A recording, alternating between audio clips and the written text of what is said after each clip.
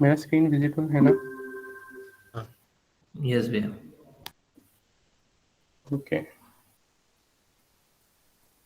Okay, so let's start then. So आज हम लोग पढ़ने वाले हैं ग्रीडी टेक्निक के बारे में, ठीक है?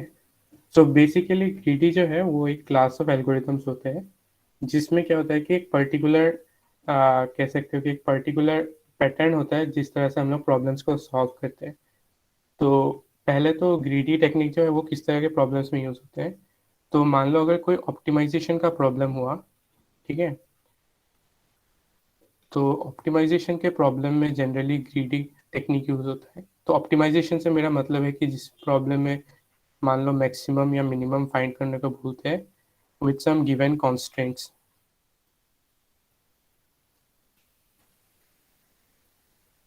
सो एक चीज़ जो है ग्रीडी टेक्निक में वो है कि ग्रीडी टेक्निक जो है वो इम्प्लीमेंट करना जो है बहुत इजी होता है, कोड करना बहुत इजी होता है, लेकिन कन्विंस करना खुद को कि वो कैसे काम कर रहा है और उसका प्रूफ जो है वो थोड़ा सा डिफिकल्ट होता है, ठीक है?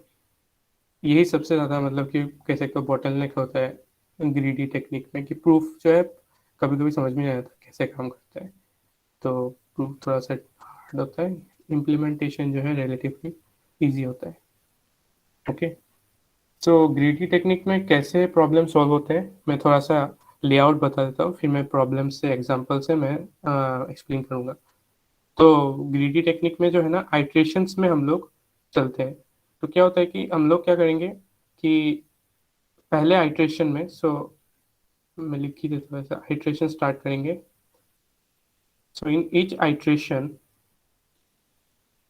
वी मेक ए चॉइस, ठीक है? We make a choice that we think as locally optimal।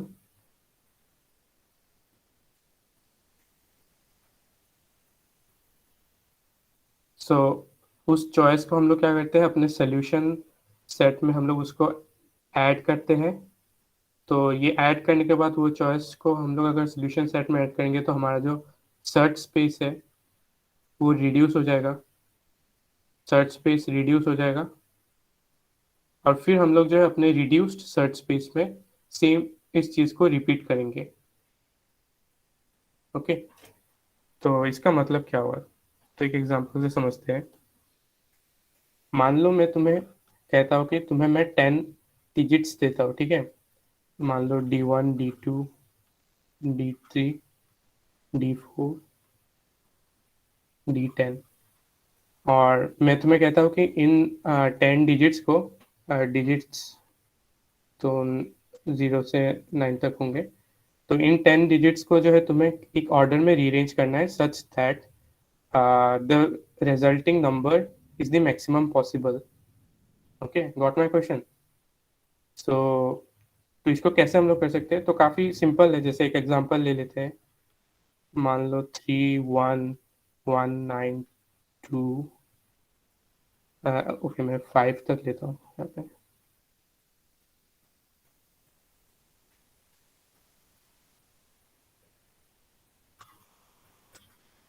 मान लो 5 डिजिट लिया मैंने, तो यहाँ पे 3, 1, 1, 9, 2।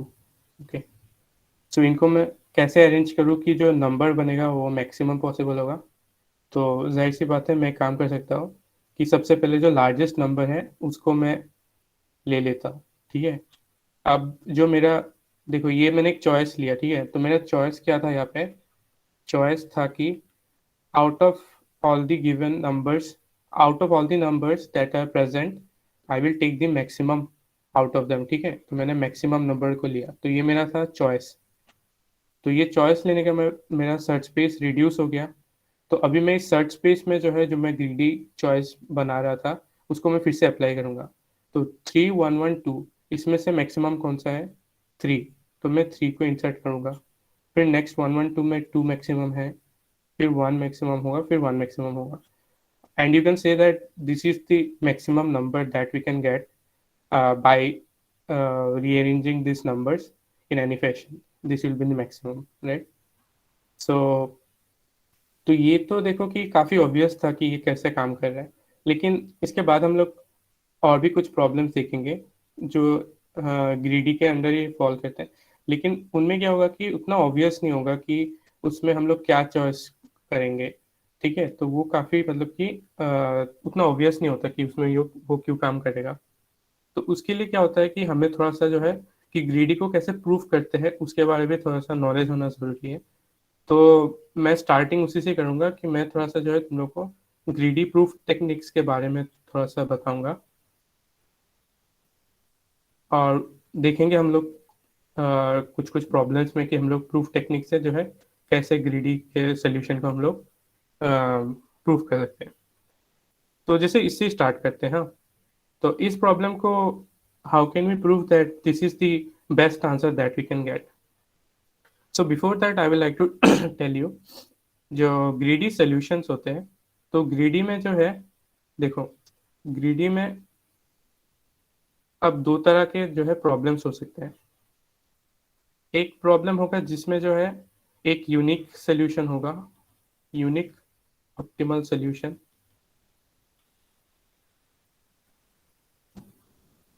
और दूसरे तरह के प्रॉब्लम्स होंगे जिसमें मल्टीपल ऑप्टिमल सॉल्यूशंस हो सकते हैं।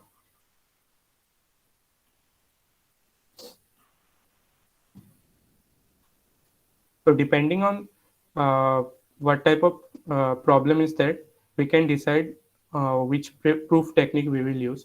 So you will see that like we have two types of proof technique, and generally we will use those two kinds of proof technique only whenever required.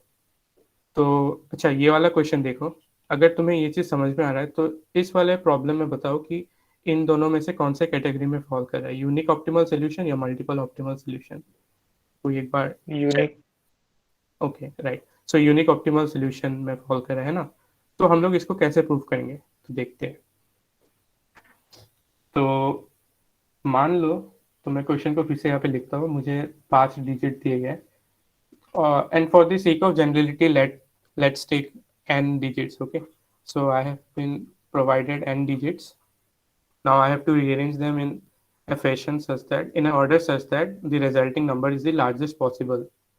तो मैं कहता हूँ कि मैं जो ग्रीडी चॉइस बना रहा था जिसमें मैं मैक्सिमम को पिक कर रहा था, फिर उसके बाद नेक्स्ट मैक्सिमम को पिक कर रहा था, मैं उस हिसाब से अगर मैं ग्रीडीली अगर मैं सोल्यूशन को बनाता हूँ, तो वो सोल्यूशन जो है दिखने में कुछ ऐसा होगा। मान लो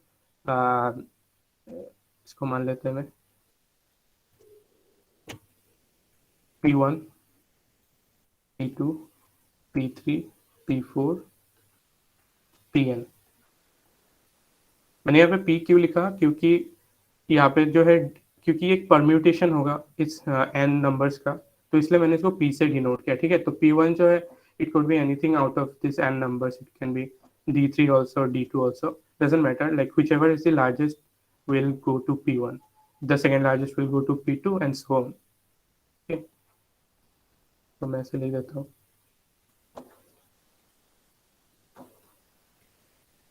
and now we say that कि हम लोग मान लेते, चलो हम लोग बोलते हैं कि ये सोल्यूशन जो है ये ऑप्टिमल नहीं है।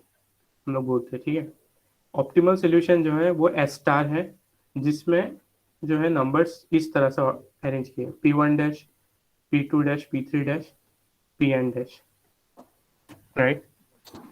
तो अगर हमें प्रूफ करना है कि जो ये एस स्टार सोल्यूशन है, ये वाला जो है एस के बराबर होगा, मतलब अगर हमें बोलना है कि हमारा जो एस सोल्यूशन सेट है यही ऑप्टिमल है, तो हम लोग को दिखाना पड़ेगा कि एस स्टार सोल्यूशन सेट अगर ये ग्रिड मतलब इस पैटर्न को फॉलो नहीं कर रहा, P1 P2 के बराबर नहीं है, तो ये जो है ऑप्टिमल नहीं होगा। ठीक है, तो हम लोग उसी को प्रूव करेंगे। तो देखते हैं। तो पहले हम लोग जो है P1 और P1 डैश को कंपेयर करते हैं। ठीक है, तो there would be two cases. Number one case, P1 is equals to P1 dash. तो इस केस में क्या होगा कि P1 और P1 डैश दोनों इक्वल है, मतलब कि हम लोग जो है S और S स्टार दोनों जो है first time same same element को पिक कर रहे हैं। तो इसमें हम लोग जो है कुछ इसमें कॉन्ट्राडिक्ट कर नहीं सकते, दोनों सेम चीज पिक कर रहे हैं, तो हम लोग नेक्स्ट एलिमेंट में चले जाएंगे। लेकिन अगर ऐसा नहीं होता, कि अगर मान लो कि P1 और P2 जो है, P1 और P1 डैश जो इक्वल नहीं होते, तो क्या पॉसिबिलिटी हो सकती थी, either P1 greater than P1 dash or P1 less than p1 dash. Okay, but we know that this possibility, this is not possible. I can anyone tell me?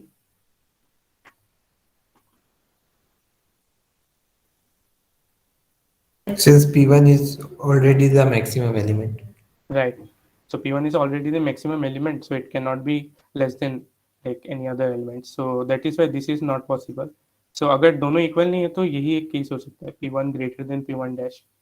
तो अगर देखो p1 अगर ग्रेटर देन p1 डैश है और हम लोग कह रहे हैं कि p1 डैश से स्टार्टिंग वाला जो एस स्टार सोल्यूशन सेट है यही ऑप्टिमल है, ये ऑप्टिमल है और ये ऑप्टिमल नहीं है, तो अगर मैं p1 स्टार से अगर कोई नंबर फॉर्म करता हूँ तो वो कुछ इस तरह से होगा. I mean sorry, p1 dash से अगर कोई नंबर फॉर्म करता है तो वो कुछ इस तरह से होगा, p1 dash into 10⁻n−1 plus x. x यहाँ पे n-1 डिजिट्स का होगा, राइट. और अगर मैं p1 से स्टार्ट करता हूँ तो p1 से स्टार्ट करने वाला नंबर भी p1 into 10⁻n−1 plus let's say, अच्छा इसको x डैश मान लेते हैं और ये x ले लेते हैं n-1 digits. Actually doesn't matter.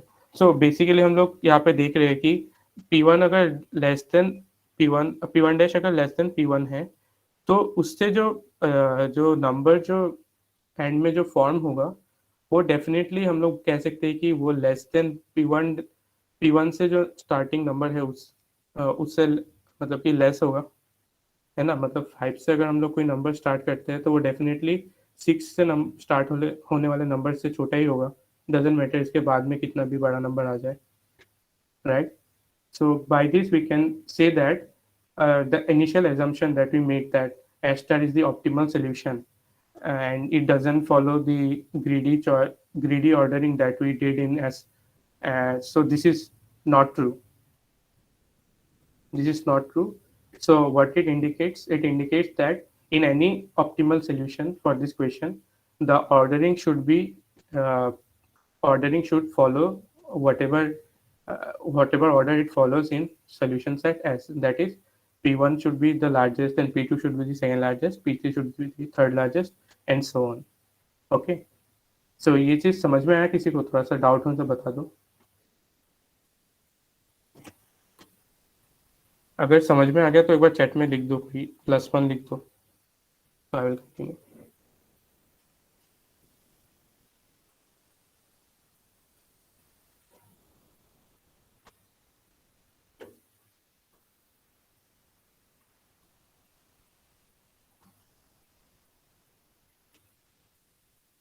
Okay, I hope so ये समझ में आ ही गया होगा. तो मैं नेक्स्ट अभी क्वेश्चन में मूव करते हैं. तो ये वाला जो है बहुत सिंपल प्रॉब्लम था. इसमें तो ऑब्वियस हम लोग देख ही सकते थे कि कैसे इसमें सोल्यूशन फॉर्म हो रहा है ग्रीडीली, लेकिन हम लोग ने प्रूफ से भी देख लिया, फॉर्मली प्रूफ करके कि फॉर्मली प्रूफ करके भी देख रहे जो है ये वाला करेक्ट हो रहा है. ठीक है, तो अभी सेम टाइप के प्रूफ जो है हम लोग एक दूसरे प्रॉब्लम में अप्लाई करेंगे और देखेंगे उसमें वो कैसे काम कर रहे हैं. तो जो नेक्स्ट प्रॉब्लम है वो है कि so you are given n numbers a1, a2, a3, an. So out of these n numbers you have to choose k elements, any k elements. Okay, basically k size का एक subset choose करना है तुम्हें, k size subset एक choose करना है. Okay, and उस subset में जो सारे एलिमेंट्स होंगे उनका जो सम है वो मैक्सिमम होना चाहिए. ठीक है, तो ये वाला कैसे करेंगे? चलो अभी काफी सिंपल है, कोई बता दो. इसमें भी वही फर्स्ट के मैक्सिमम एलिमेंट्स ले लेंगे. राइट. सो इसमें भी वही करेंगे हम लोग, फर्स्ट के मैक्सिमम एलिमेंट्स ले लेंगे. तो ये भी जो है वैसे ही हो जाएगा, लेकिन इसमें भी देख लेते हैं कि प्रूफ कैसे काम कर रहा है. तो सो प्रूफ में देखते हैं. तो मान लेते हैं कि अगर हम लोग ग्रीडी ऑर्डरिंग करेंगे, अच्छा मैं बताता हूँ पहले कैसे हम लोग इसमें लेंगे. तो इसको सॉल्व करने का टेक्निक है कि हम लोग पहले जो है a1, a2, a3, an, सो इसमें से जो लार्जेस्ट है उसको पिक करेंगे p1. ठीक है, फिर उसमें से सेकेंड लार्जेस्ट को, ऐसे करते करते हम लोग kth लार्जेस्ट को चूज करेंगे. तो ऐसे करने के बाद जो हम लोग को जो सबसेट मिलेगा इसका सम जो है मैक्सिमम पॉसिबल होगा out of all the subset of case size that we can find out. Okay, so ये कैसे हुआ? वैसे तो ऑब्वियस है कि ऐसा होना चाहिए, लेकिन फॉर्मली प्रूफ करके समझते हैं क्यों हो रहा है वैसा। तो मान लो कि S इक्वल्स टू हम लोग ले लेते हैं P1 P2 Pk, और यहाँ पे P1 क्या होगा? अच्छा, P1 P2 से ऐसा बड़ा होगा, एंड P1 जो है largest among the n elements है। अभी हम लोग कहते हैं कि जो ये वाला जो सोल्यूशन सेट है ये ऑप्टिमल नहीं है, ये नॉट ऑप्टिमल है।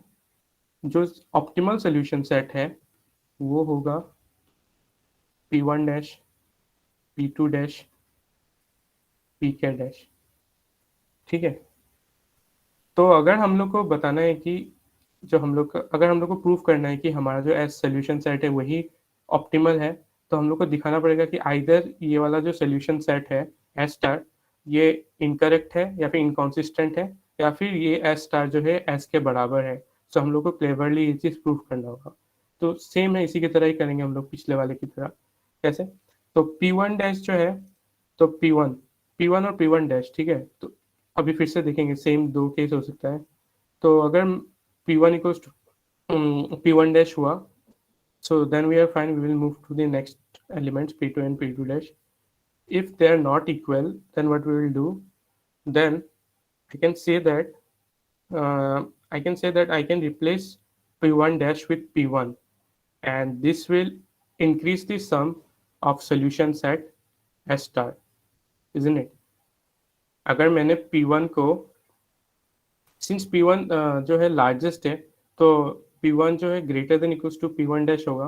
तो अगर मैं P1 डैश को, अच्छा ग्रेटर देन इक्वल टू होगा, लेकिन इक्वल टू वाला केस तो हम लोग ने चेक कर लिया, इक्वल टू नहीं है तो ग्रेटर ही होगा। तो अगर हम लोग ने P1 डैश को जो है P1 से रिप्लेस कर दिया, तो मैं कह सकता हूँ कि P1 plus P2 dash plus P3 dash Pk dash, ये वाला जो सम है ये इंक्रीज हो गया, है ना? लेकिन हम लोग ने पहला एजम्पशन किया था एस स्टार जो है ये हम लोग को मैक्सिमम दे रहा है, ये ऑप्टिमम है, तो ये वाला चीज़ जो है रॉन्ग प्रूफ हो गया, which means it's a contradiction. So that means जो हम लोग का नॉन ऑप्टिमल, जो ऑप्टिमल सेट है वो वाला जो हमने एग्जाम किया था वो गलत है, और जो नॉन ऑप्टिमल सेट हमने जो लिया था जिसमें ग्रीडी ऑर्डरिंग हो रहा है वो वाला जो है एक्चुअली ऑप्टिमल है। ओके, तो ये दोनों जो है काफ़ी इजी दो प्रॉब्लम्स थे, just to illustrate how we prove them using this technique. मैंने इसलिए इसको यहाँ पे चूज किया है, ठीक है। तो अभी कुछ देखेंगे हम लोग इंटरेस्टिंग और प्रॉब्लम्स। तो और एक प्रॉब्लम देखते हैं। तो तुम्हें जो है दो एरे दिया गया हुआ है एन एलिमेंट्स का, A1 A2 AN, B1 B2 BN। अब तुम्हें कहा गया है कि इनको जो है पेयर अप करना है तुम्हें, ठीक है। AI BJ तुम ऐसे पेयर अप कर सकते हो। तो ऐसे पेयर अप करने के बाद जो है, मतलब हर एक I एलिमेंट को तुम एक J एलिमेंट ऑफ B के साथ तुम पेयर अप कर सकते हो। जैसे 1 को मैंने 2 के साथ पेयर कर दिया, 2 को 1 के साथ, ठीक है। और A1 जो है सिर्फ एक ही के साथ पेयर अप हो सकता है, और सेम जो है B2 जो है सिर्फ एक ही के साथ पेयर अप हो सकता है। मतलब समझ रहे हो ना, करस्पॉन्डिंगली हम लोग ऐसा पेयर्स बनाना पड़ेगा। तो अल्टीमेटली हमारे पास जो है ऐसे n पेयर्स बनेंगे, ठीक है। तो जो n पेयर्स है उसका सम बताओ, सम निकालो। तो I n से जा रहा है, I इक्वल्स टू 1 से n तक जा रहा है, तो ये कुछ एक सम बनेगा। अब तुम्हें जो है इनको ऐसे पेयरिंग अप करना है कि ये जो अल्टीमेटली सम बनेगा ये मैक्सिमम हो। क्वेश्चन समझ में आया? एक बार क्वेश्चन समझ में आने से एक बार +1 लिखो चैट पे। नहीं भैया, नहीं है। सर रिपीट कर दो ना। हाँ ठीक है, मैं रिपीट करता हूँ। मान लो कि दो एरे हैं 1 2 5 3 7, और एक है तुम्हारा मान लो 9 4 2 1 3। अब तुम इनको जो है पेयरिंग करना है तुम्हें, ठीक है। तो मैं कैसे पेयरिंग कर रहा हूँ, जैसे मान लो मैं 1 को 4 के साथ पेयरिंग कर रहा हूँ, मतलब एक एलिमेंट मैंने A से उठाया, एक एलिमेंट मैंने B से उठाया, तो 1 और 4 मैंने पेयरिंग कर दिया। ठीक है। अच्छा, पेयरिंग में यहाँ पे मल्टीप्लाई हो रहा है A1 इंटू बीजे, ठीक है, इनका प्रोडक्ट ले रहा हूँ मैं। तो 1 को मैंने 4 के साथ पेयर अप किया, फिर मैं मान लो 2 को 1 के साथ पेयर अप कर रहा हूँ, फिर 5 को 9 के साथ कर रहा हूँ, फिर 3 को मैं 2 के साथ कर रहा हूँ, फिर 7 को 3 के साथ कर रहा हूँ पेयर अप, ठीक है। So this is one way of pairing them up. और भी पॉसिबिलिटीज हो सकते थे जिसमें मैं मान लो 1 को 9 के साथ कर रहा था, 2 को 4 के साथ, एंड एनीवे पॉसिबल। अभी समझ में आया क्वेश्चन? यस भैया। हाँ भैया। हाँ, तो ये जो सम बन रहा है ना, इस सम को तुम्हें मैक्सिमाइज करना है। तो तुम्हें जो है बताना है कि हम लोग कैसे जो है पेयरिंग कर सकते हैं, किस ऑर्डर में पेयरिंग करना चाहिए जिससे ये सम जो है मैक्सिमाइज हो जाए। तो थोड़ा सोच के बताओ।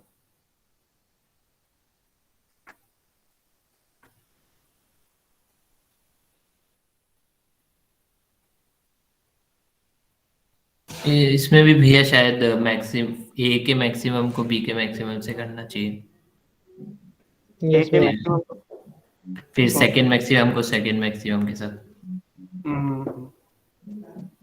सभी से एग्री कर रहे हैं? I think, yeah, yes. Okay. So yes, this is the correct answer. But can you tell me why is this correct? Yes भैया, अगर सपोज में 9 मैक्सिमम है मेरा, तो और ए में और बी में सपोज 8 मैक्सिमम है मेरा, तो अब मैं 9 को 8 टाइम्स करना चाहूंगा, या फिर सपोज 2 मेरा थोड़ा छोटा है 9 से, उसको 8 टाइम्स करना चाहूंगा, क्योंकि 2 8 बार 2 को लेने से अच्छा मैं 8 बार 9 को लूंगा ना। मैं हाँ, इसलिए ये कह सकते हैं, सही है ये वाला। तो ठीक है, तो ये राइट अप्रोच है। हम लोग क्या करेंगे इसमें भी जो है, मैक्सिमम ऑफ ए को हम लोग मैक्सिमम ऑफ बी के साथ हम लोग पेयर अप कर देंगे। तो मैक्सिमम ऑफ ए को हम लोग पेयर कर रहे हैं मैक्स ऑफ, फर्स्ट मैक्स लिख देता हूँ मैं, फर्स्ट मैक्स ऑफ बी। फिर सिमिलरली हम लोग सेकंड मैक्स ऑफ बी, ए को सेकंड मैक्स ऑफ बी के साथ करें, and so on. And it turns out that this will like yield the maximum sum that is possible, ठीक है। तो अभी इसका भी प्रूफ देख लेते हैं हम लोग क्यों ऐसा हो रहा है। तो हालांकि ये सब जो है थोड़े से इजियर क्वेश्चंस है, इनमें ज़रूरी नहीं है प्रूफ करना, लेकिन अगर तुम्हें सिमिलर ऐसे क्वेश्चंस आते हैं कुछ जो थोड़ा सा डिफिकल्ट लेवल के हो, जिसमें तो ऑब्वियस नहीं होता कि क्यों प्रूफ, मतलब क्यों वैसा ग्रीडी ऑर्डरिंग काम कर रहा है, तो उसमें जो है ऐसे प्रूफ टेक्निक जो है तुम्हारे काम आ सकते हैं समझने के लिए। इसलिए मैं यहाँ पे इलस्ट्रेट कर रहा हूँ। तो इस क्वेश्चन में जो है हम लोग प्रूफ करके देखते हैं कैसे काम करेगा। तो मान लो कि जो मेरा सोल्यूशन सेट एस है, ओके, सो एस में मैं क्या कर रहा हूँ, A1 ले रहा हूँ मैं, और B1 ले रहा हूँ, A2 ले रहा हूँ, B2 ले रहा हूँ, और बाद में कुछ और पेयरिंग कर रहा हूँ। अब एस स्टार में क्या हो रहा है, A1 का B2 के साथ पेयरिंग हो रहा है, और A2 का B1 के साथ, और बाकी जो ये वाला पार्ट है ये दोनों में सेम हो रहा है, ठीक है।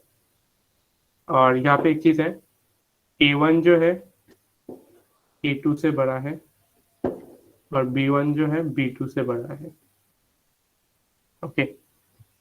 तो हमने जो ग्रीडी ऑर्डरिंग सोचा था, इससे तो ये वाला ही समेशन आना चाहिए, मतलब यही वाला ही ऑर्डरिंग आना चाहिए, है ना। तो हम लोग बोल रहे हैं कि अभी मानते हैं कि जो ऑप्टिमल सोल्यूशन है उसमें जो है हम लोग ए के लार्जेस्ट को बी के मान लो बी के लार्जेस्ट के साथ पेयर अप नहीं कर रहे, और हाँ यही कह सकता हूँ, ए के लार्जेस्ट को मान लो बी के सेकंड लार्जेस्ट के साथ पेयरिंग कर रहे हैं, और ए के सेकंड लार्जेस्ट को बी के सेकंड लार्जेस्ट के साथ बी के लार्जेस्ट के साथ पेयरिंग कर रहे हैं। तो और हम लोग बोल रहे हैं कि ये वाला जो ऑर्डरिंग है ये ऑप्टिमल सोल्यूशन प्रोवाइड करता है, लेकिन हम लोग को इसको जो है गलत प्रूफ करना पड़ेगा, तभी जो हम लोग बोल पाएंगे कि हम लोग का जो ऑर्डरिंग एस में जो हम लोग ऑर्डरिंग फॉलो कर रहे हैं वो ऑप्टिमल है। तो हम लोग ये कैसे कर सकते हैं, तो देखते हैं। तो any idea from your side, how can we do that?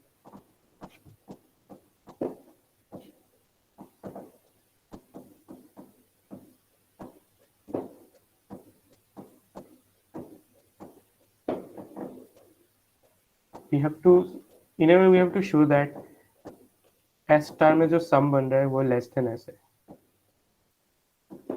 हालांकि हम मान ये रहे कि एस स्टार में जो सम है वो एस से ज़्यादा है, तभी ये ऑप्टिमल हम लोग इसका एज्यूम कर रहे हैं, लेकिन हम लोग को इस एजम्पशन से जो है हम लोग को इस रिजल्ट में आना पड़ेगा ताकि हम लोग कॉन्ट्रडिक्शन बोल पाए, और तभी हम लोग का ग्रीडी जो हम लोग ने ऑर्डरिंग लिया है वो प्रूव हो पाएगा। तो ये कैसे कर सकते हैं हम लोग? Any idea?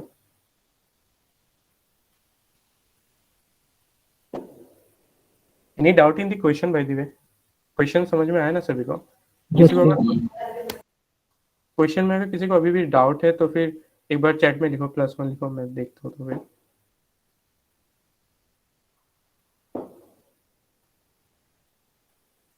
Okay, I don't think so.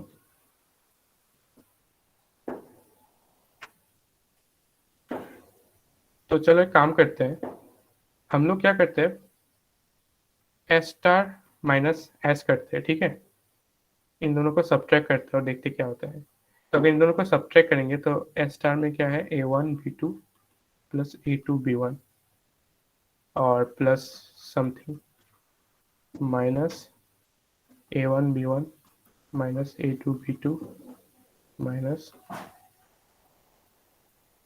अब मैंने पहले ही बोला था कि ये जो रेस्ट जो पार्ट है, ये दोनों पार्ट जो है सेम है, दोनों में सेम ऑर्डरिंग हो रहा है, तो इन दोनों को हम लोग कैंसिल कर सकते हैं, है ना? अब देखो, अब यहाँ से मैं क्या कर सकता हूँ, चलो कॉमन ले लेते हैं कुछ, a1 के साथ आ जाएगा b2 माइनस b1 और a2 के साथ आ जाएगा b1 माइनस b2, ठीक है? अब देखो, इसको मैं नेगेटिव ले लेता हूँ तो फिर a1 माइनस a2 आ जाएगा और b2 माइनस b1 आ जाएगा। यहाँ तक समझ में आया? यस भैया। Okay. So now tell me, what will be the magnitude of this quantity? Negative. ये वाला ये Over. First part positive, second negative. Second So- negative. Over and negative.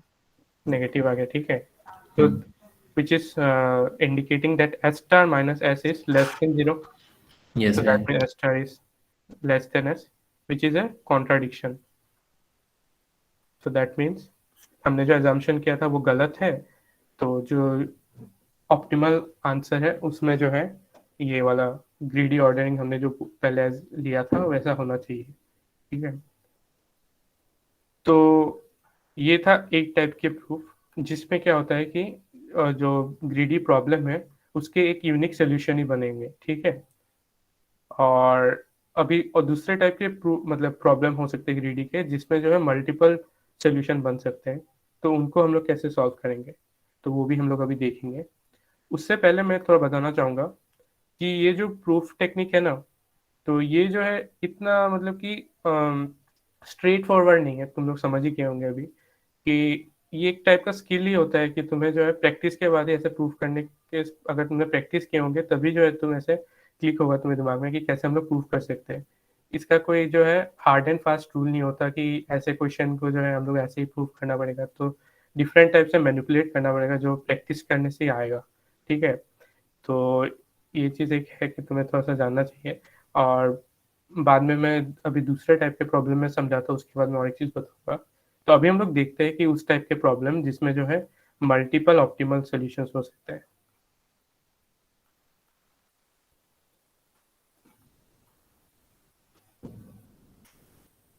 ठीक है? अच्छा, अभी तक कोई क्वेश्चन है किसी को?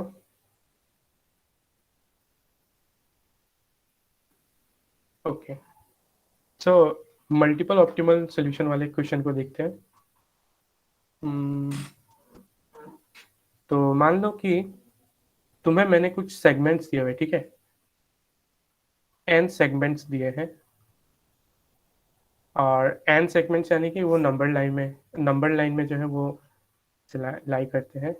उनका एक स्टार्टिंग पॉइंट है जिसको मैं L बोल सकता हूँ, और उनका एक एंडिंग पॉइंट है R, ठीक है? तो न्यूमेरिकली बोल सकते हो, जैसे ये हो गया 5 और ये हो गया 9, ठीक है? तो ये एक सेगमेंट है जिसका स्टार्टिंग पॉइंट है 5, एक एंडिंग पॉइंट है 9। तो ऐसे मैंने तुम्हें जो है n सेगमेंट्स दिए हुए हैं, ठीक है? LR फॉर्मेट में।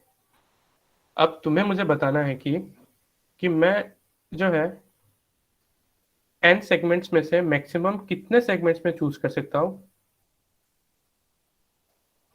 जो कि नॉन ओवरलैपिंग हो। So basically you have to find out the maximum number of non overlapping segments. एक एग्जांपल बताता हूँ, जैसे मान लो 1 5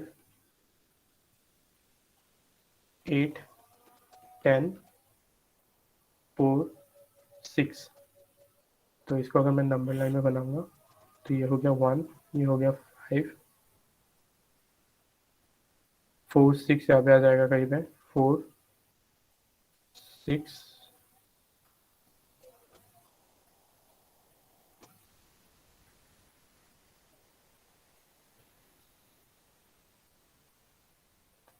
और ये आ जाएगा 8 10।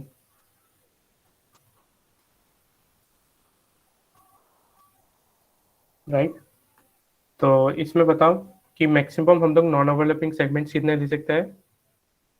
2, right, 1 and 5 and 8 and 10. Is this clear? Yes, भैया. राइट, और जैसे मान लो कोई अगर ऐसा टाइप का होगा,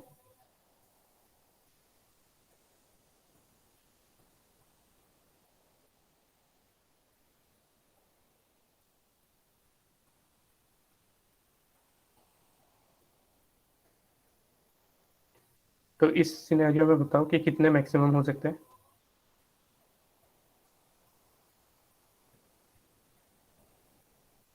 3 शायद भैया. 3. Which one? Can you point out? 1 3 4 या 5 दोनों में से कोई. 3 4 and 5. Yeah. Not 4 and 5 but 4 और 5. मतलब दोनों में से एक में से. Sorry, yeah, 4 और 5. So yeah, this seems correct to me. तो ये क्वेश्चन है, तो क्वेश्चन समझ में आया सभी को? If you understood the question, please write +1. Would you please explain once? Rahul, please तुम बोल सकते हो कौन सा चीज एक्सप्लेन करना है? Bhaiya, the question you have on right now, the example that you're showing. Which one, this one or the previous one? No, bhaiya, this one. This one. Yes, bhaiya. Okay, so here you can see, so these are like 5 segments given to me. Okay, so I have drawn them in such a way so that you can visually see them how they are separated. So maybe if I put some number to them, they might be okay. Let's not do that. I mean, it's still understandable. So here, if I have to like pick the maximum number of segments that are non-overlapping, so maybe I can pick, let's say, 1 and 2. But see that 1 and 2 here are overlapping, right? They have a overlapping area, overlapping segment here. So we cannot pick both 1 and 2. We can choose either of them, right? So let's pick 1. Okay. So after that, since we cannot pick 2, so let's say we pick 3. And after that, we have choice between 4 and 5. So we can pick either of them.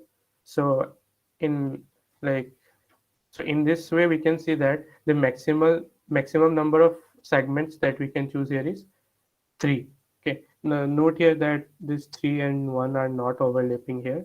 So that is why the maximum number of non-overlapping segments here is 3. Is it clear now, Rahul? Yes, bhaiya. Okay. So I hope the question is clear to everyone. So now let's try to think of how we can approach this problem. Okay.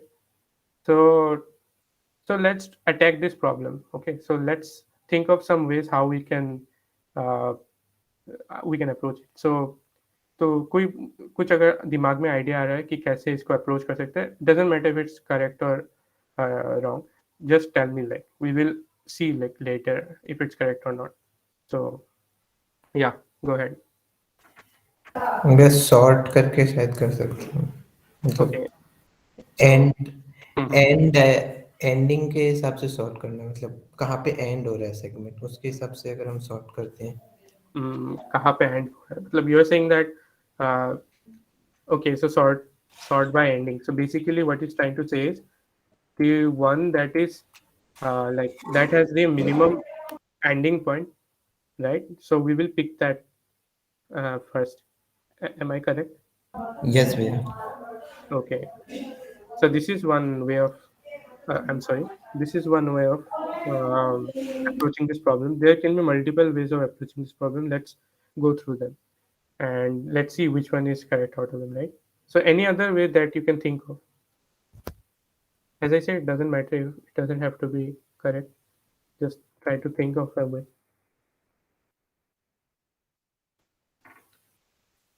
In the chat also you can write.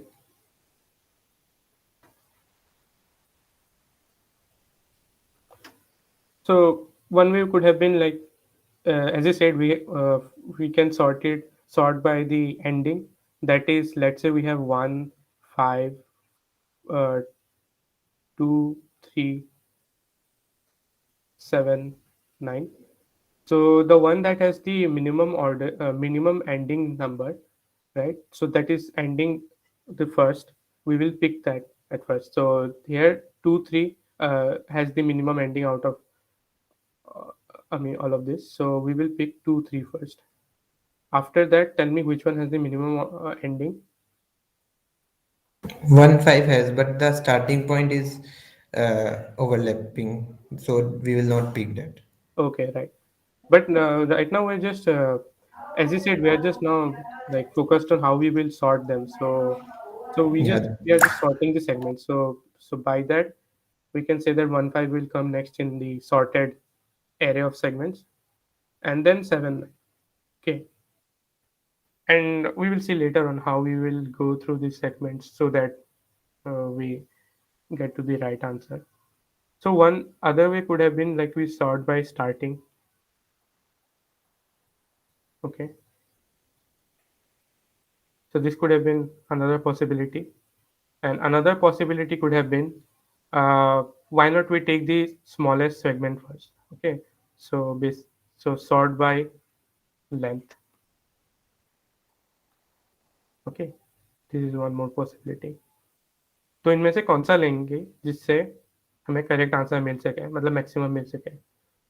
तो spoiler alert, this one is the correct answer, but we will see like why this is correct and why these are not. तो पहले समझ लेते हैं कि ये क्यों नहीं हो रहे, ये दोनों क्यों करेक्ट हम लोग को नहीं देंगे. तो मैं काउंटर एग्जांपल दूंगा जिससे ये क्लियर हो जाएगा. तो फर्स्ट तो जो हम लोग ने देखा is sort by starting. Okay, can anyone of you tell me like why this will not work? Can anyone of me give me a counter example of some small segments? It's possible.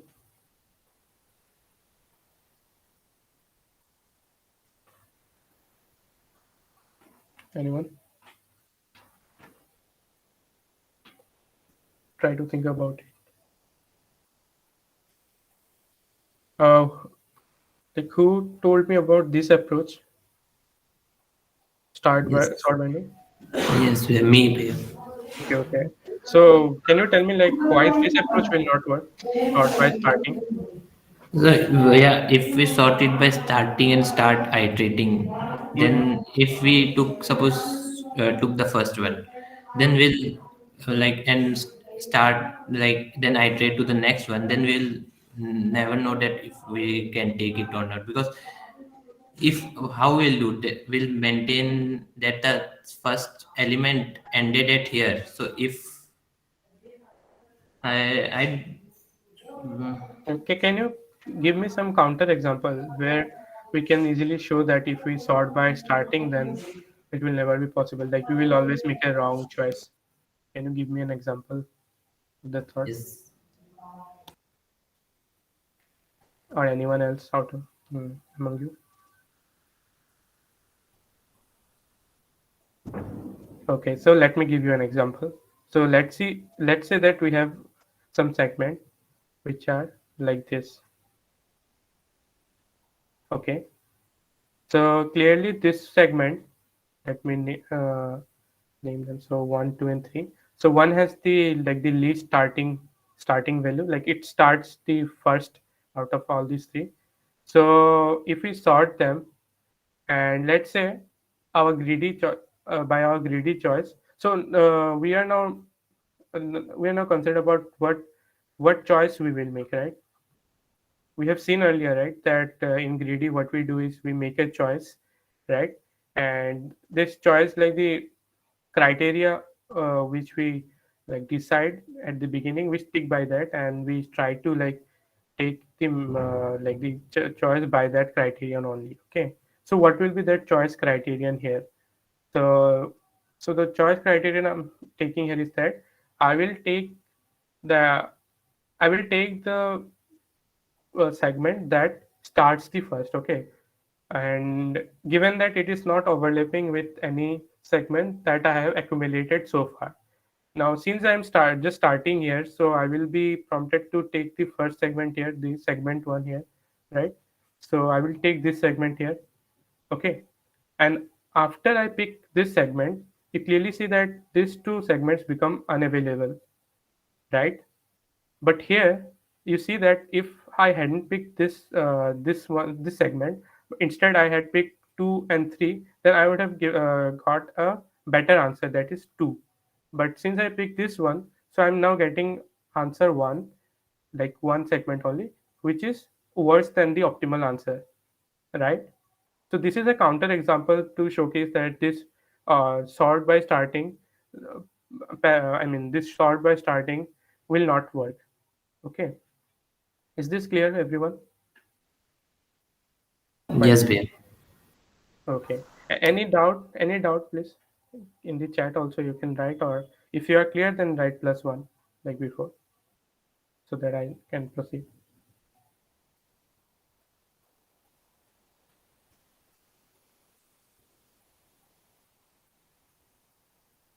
Okay, I will take that for a yes anyway. So now we are going to see the other ordering that we wrote here, that is sort by length. Sort by length, right? We could have done that.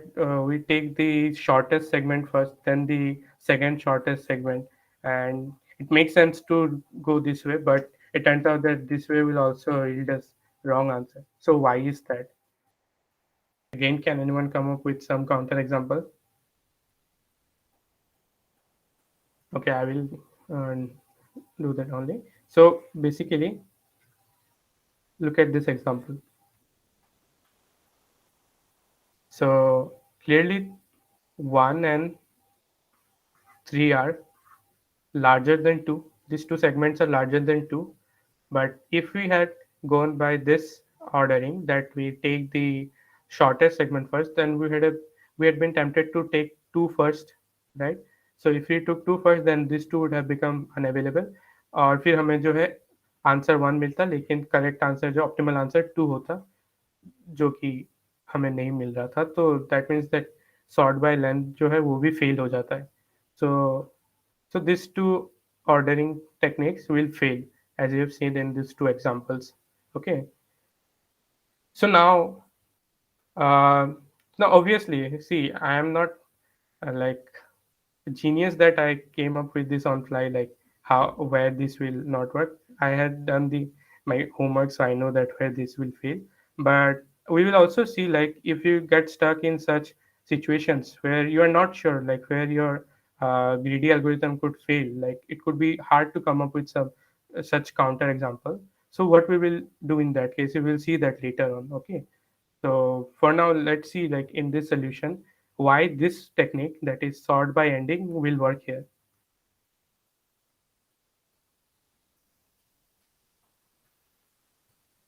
So sort by ending will work here. Okay, so by sort by ending, I'm saying that the one that ends first. Okay, let me draw the segments.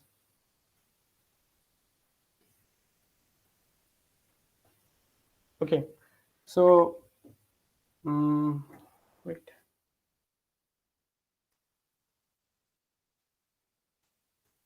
Okay, so what we're going to do here is First, tell me that what can be the optimal answer in this case.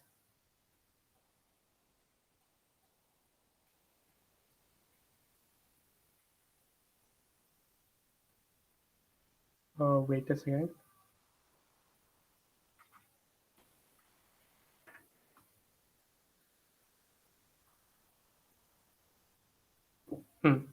Now tell me what can be the optimal answer in this case, like the maximum number of non-overlapping segments. What could it be? 3-way. Yeah, right, 3. So 1, I think 1, 4, and 5, right? And in this case,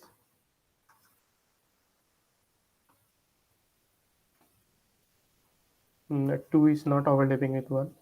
In this case, 4. 4. Right, 1, 2, 4, and 5. Okay. Now let's see if this the greedy ordering that we selected, sort by ending, if it's giving us the same answer or not. So पहले हम कौन सा pick करेंगे इनमें से 1 को, है ना? इनमें से सबसे लीस्ट एंडिंग किसका है? 1. तो हमने 1 को पहले पिक किया, ठीक है? अब हम लोग जो है 1 को पिक करने के बाद हम लोग जो है नेक्स्ट एलिमेंट में जाएंगे. Okay, before that let us just sort them by their ordering. Okay, so one of you tell me, like अगर हम लोग इसको सॉर्ट बाय एंडिंग करते हैं तो कौन सा सेगमेंट किस ऑर्डर में आएगा? एक बार कोई मुझे बता दो. पहले कौन सा आएगा? Anyone from you. मैं 1, 1. उसके बाद 2, हम्म 4, हम्म 3, 5. तो अगर हम लोग सॉर्ट करते हैं तो सॉर्ट करने के बाद जो है सेगमेंट्स इस ऑर्डर में आ जाएंगे. तो अभी हम लोग क्या कर सकते हैं, हम लोग 1 को पहले पिक करते हैं हम लोग, ठीक है? 1 को पिक करने के बाद हम लोग ने उसको अपने सोल्यूशन सेट में इंसर्ट कर दिया. अब हम लोग 2 में जाएंगे. 2 में जाने के बाद हम लोग देखेंगे कि अभी तक जितने भी हम लोग ने सेगमेंट्स चूज किए हैं, ठीक है, उनमें से किसी भी सेगमेंट के साथ ये ओवरलैप हो रहा है कि नहीं. ओके, तो 2 जो है 1 के साथ, अभी तक जो है हम लोग ने सिर्फ 1 ही को लिया है, तो 1 के साथ 2 ओवरलैप नहीं हो रहा है. So that means we can put 2 in our solution set also. Then will go to 4.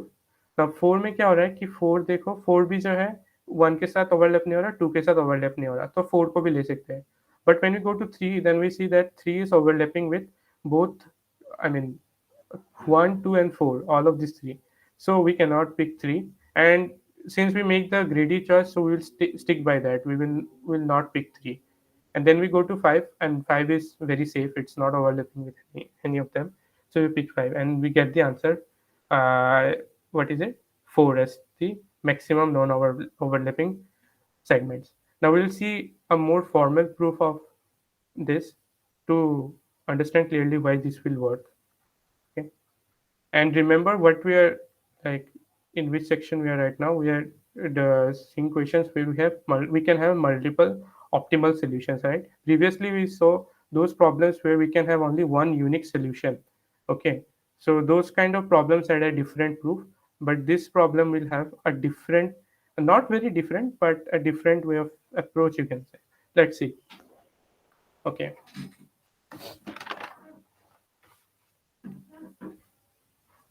so let's say in our solution set that we can create using the greedy ordering, we get the solution set as something like what, segment 1, segment 2, segment 3, dot dot dot. Okay, I'm not mentioning here the last element because we do not know, like, what will be the maximum. It could be 5 thing, anything, but just for generality I'm not taking the last one. So this is the segment that the greedy will that the greedy approach will yield. So यहाँ पे अगर हम लोग देखें तो जो है यहाँ पे सोल्यूशन सेट में कौन से होते हैं? 1, 2, 4, 5. ओके, सिमिलरली यहाँ पे सेगमेंट से S1, S2, S3 and dot dot dot. और हम लोग कहते हैं कि ये जो सोल्यूशन सेट है, ये जो है okay, we do not say anything about it. We say that S star is another solution set which is optimal. We know that it is optimal, and in this the following segments are chosen. S1 dash, S2 dash, S3 dash, dot dot dot. Okay. Now what we have to show here is that जो S1 है वो either जो S है ये वाला set ये S star के बराबर है या फिर S जो सेट है इसमें से जो हम लोग को मैक्सिमम नॉन ओवरलैपिंग सेगमेंट्स मिल रहे that is not less than S star. Okay, so what I'm trying to say is that S1, S2, S3 जो ये ऑर्डरिंग है, ठीक है, मतलब इसमें जो सेगमेंट चूज किया है ये भले ही इसमें जो S1, S2, S2 हम लोग ने चूज किया है हो सकता है इसमें मैंने 1 सेगमेंट 2 सेगमेंट 5 सेगमेंट लिया होता और इसमें 3 7 8 लिया होता, ठीक है. तो ये दोनों भले ही मतलब डिफरेंट मैंने सेगमेंट्स पिक करके सोल्यूशन सेट बनाए लेकिन दोनों में से जो आंसर आएंगे वो सेम आएंगे. इसमें अगर के आ रहा है मैक्सिमम नॉन ओवरलैपिंग सेगमेंट्स तो इसमें भी के आना चाहिए. So we will try to prove that. And क्यों ऐसा हो रहा है क्योंकि देखो यहाँ पे जैसे मैंने बताया था कि मल्टीपल ऑप्टिमल सॉल्यूशंस हो सकते थे. जैसे कि कोई एग्जांपल देख लेते यहाँ पे, जैसे कि ये वाला एग्जांपल देख लो. इसमें कितना था आंसर 3 था ना, तो 1 3 4 एक हो सकता था और एक हो सकता था 1 3 5. दोनों में 3 आ रहा है आंसर तो दोनों ही ऑप्टिमल सॉल्यूशंस हो सकते हैं. तो यहाँ पे भी ऐसे ही हो रहा है कि 2 हो सकते हैं कि ऑप्टिमल सॉल्यूशंस हो. तो हमें दिखाना पड़ेगा हम लोग जो ग्रीडी ऑर्डरिंग से सॉल्यूशन निकाल रहे हैं वो इससे वर्स नहीं है, इसके इक्वल हो सकता है या इससे बेटर भी हो सकता है क्या पता, लेकिन इससे वर्स नहीं है S स्टार से जो हम लोग को श्योरली पता है कि ऑप्टिमल है. तो वो हम लोग कैसे करेंगे, तो सेम हम लोग करेंगे अभी, ठीक है. हम लोग S1 और S2 डैश को पिक करते हैं. ओके, S1 और S1 डैश को पिक करते हैं. तो पहला तो हो सकता है कि S1 और S1 डैश जो है सेम सेगमेंट को पॉइंट कर रहा है, मतलब कि अगर इसके एंडिंग और starting L1 dash R1 L1 और R1 हो तो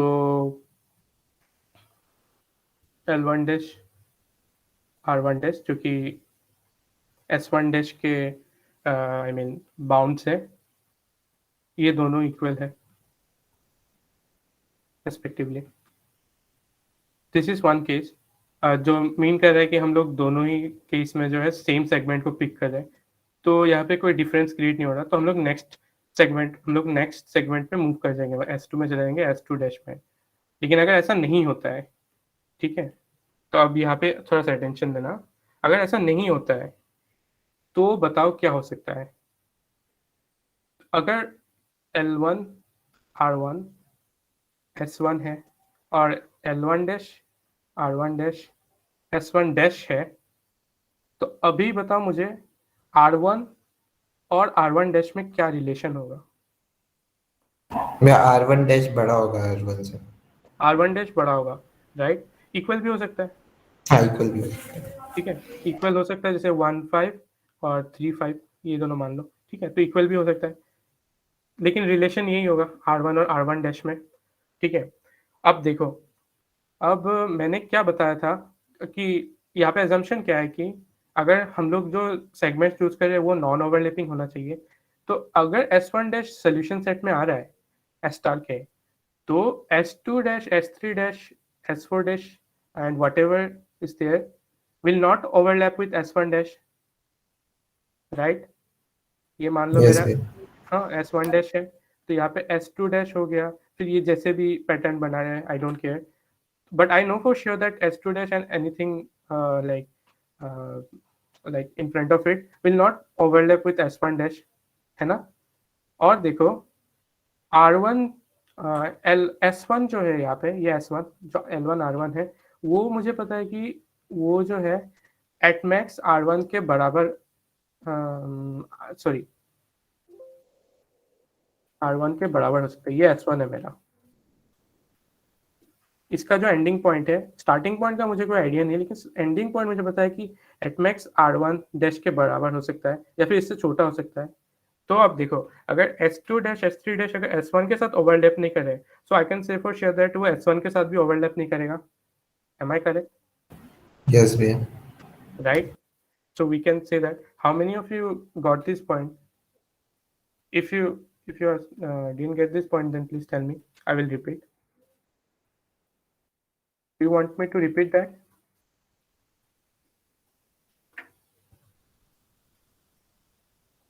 Oh, okay. I think many few people are left now. Okay.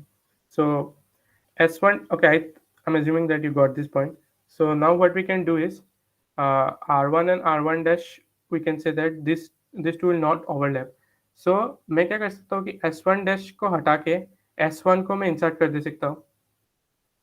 S और S स्टार है ना, तो S स्टार में मैं क्या कर सकता हूँ, S1 dash को हटा दो और S1 को इंसर्ट कर दो.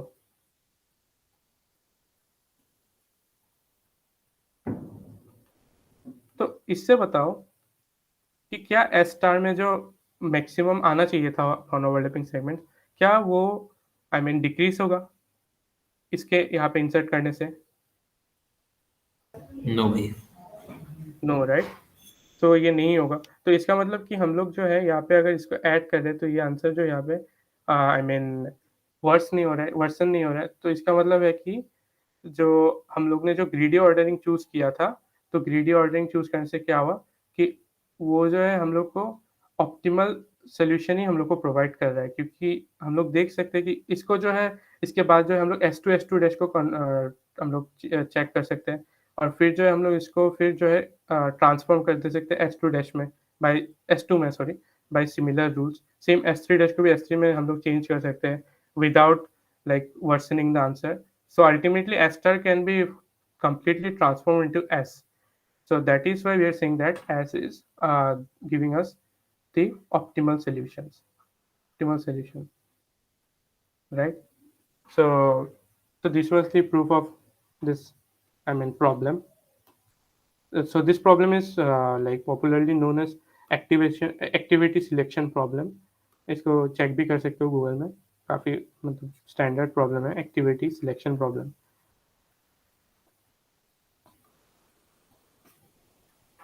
इसके और भी वेरिएंट्स कुछ होते हैं, तो वो तुम लोग प्रैक्टिस कर लेना उसके बाद, ठीक है?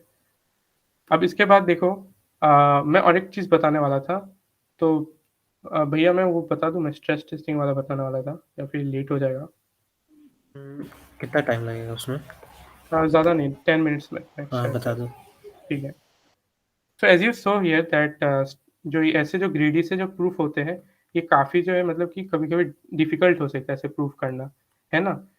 तो जब कॉन्टेस्ट दे रहोगे, लाइव कॉन्टेस्ट दे रहोगे, तो तुम अगर डिफिकल्ट क्वेश्चन हुआ, जैसे मान लो कि एक क्वेश्चन था, मान लो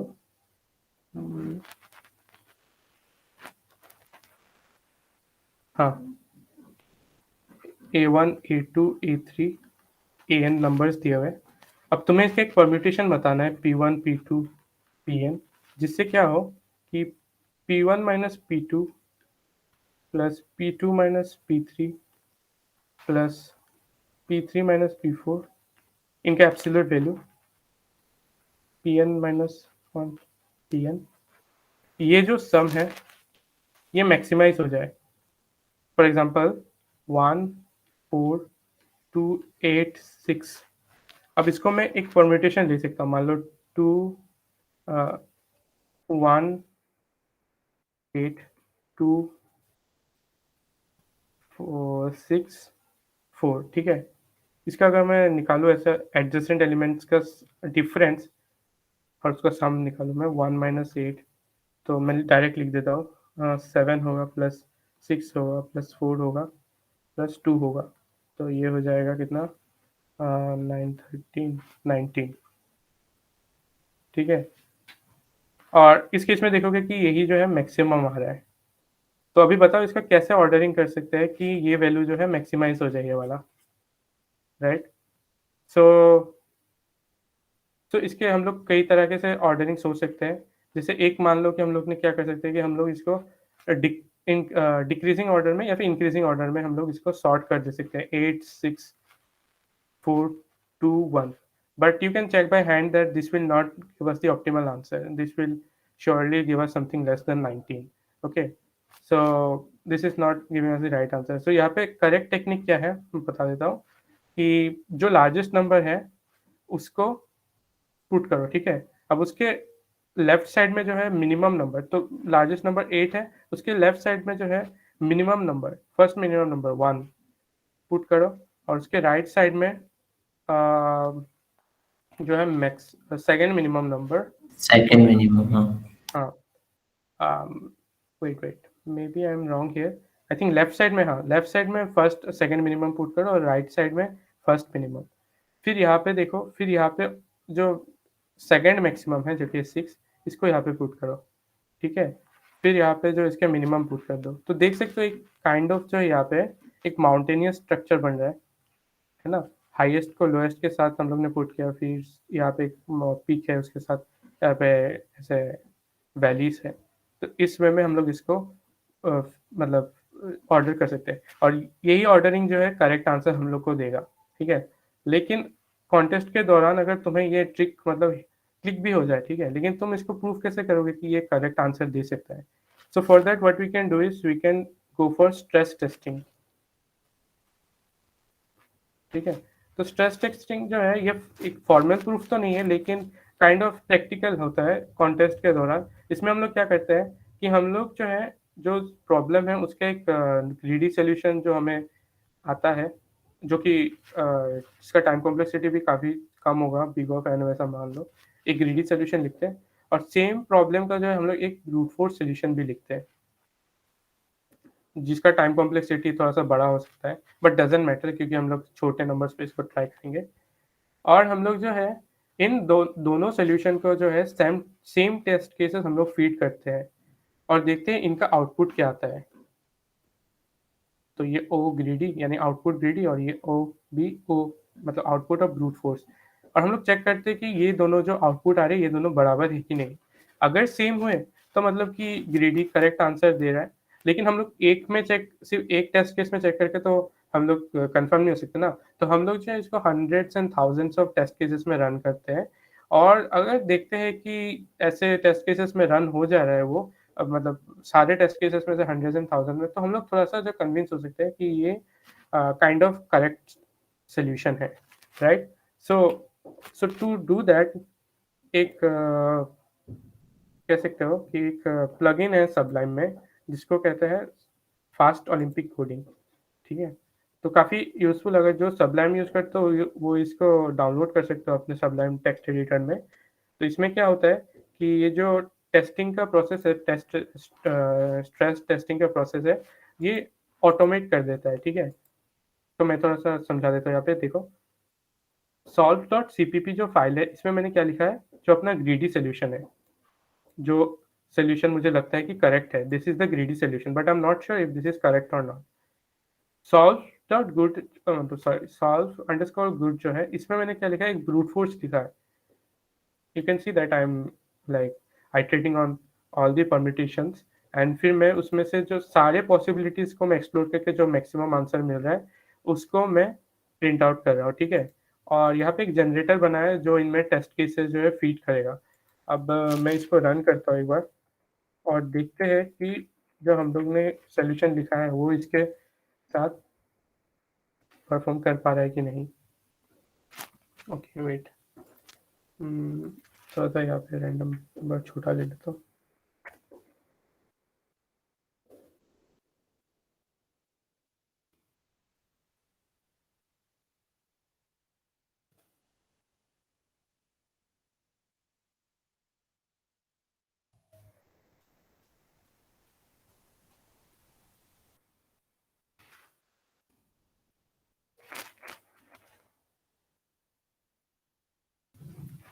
So as you can see, it's running on multiple test cases, और जो हम लोग ने जो ग्रीडी सोल्यूशन लिखा है जिसका हमारे पास अभी तक प्रूफ नहीं है कि ये काम क्यों करता है, लेकिन हमें लग रहा है कि एक हंच है हमारे पास कि ये काम कर सकता है, और एक ब्रूट फोर्स सोल्यूशन है जो हम श्योर शॉट है कि ये काम करेगा ही करेगा।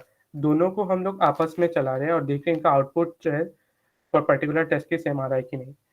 तो 250 टू अराउंड 300 टेस्ट केसेस चल चुके हैं और सभी में जो है दोनों आउटपुट सेम दे रहे हैं। तो अगर ऐसा होता है so you can somewhat be I mean convince that जो तुमने ग्रीडी सोल्यूशन सोचा है वो करेक्ट है, और इसको तुम जो है सबमिट कर सकते हो विद सम रिलायबिलिटी।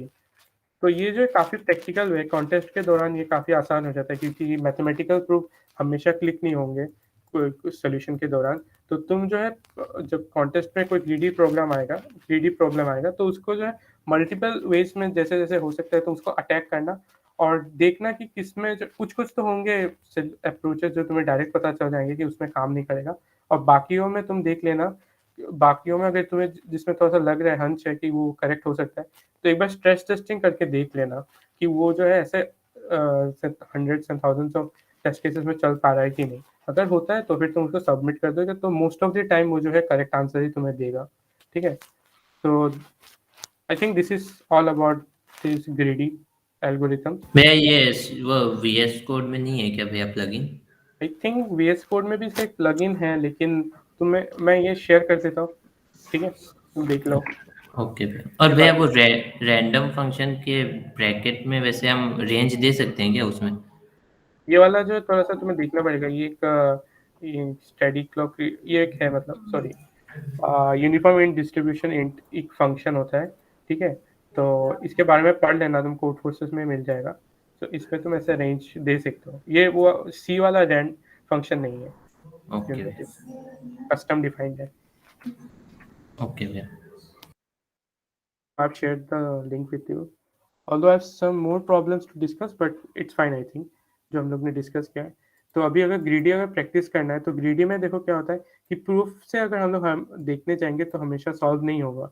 तो प्रैक्टिस करते करते एक्सपीरियंस के साथ जो है तुम्हें वो इंट्यूशन डेवलप होना शुरू होगा, जिससे तुम जो इस प्रॉब्लम्स को मतलब ऑब्जर्व कर पाओगे कि उसमें क्या लग सकता है, मतलब तुम्हें तो सोल्यूशन थोड़ा सा आने लगेगा दिमाग में। नहीं तो स्टार्टिंग में बहुत कंफ्यूजन होगा कि क्यों एक सोल्यूशन काम कर रहा है क्यों नहीं। So a good point to start would be going through this GFG greedy algorithm page. There you have many beginner level greedy problems. You can go through that and try to solve as much as you can, right? And that will, I think, be a good starting point.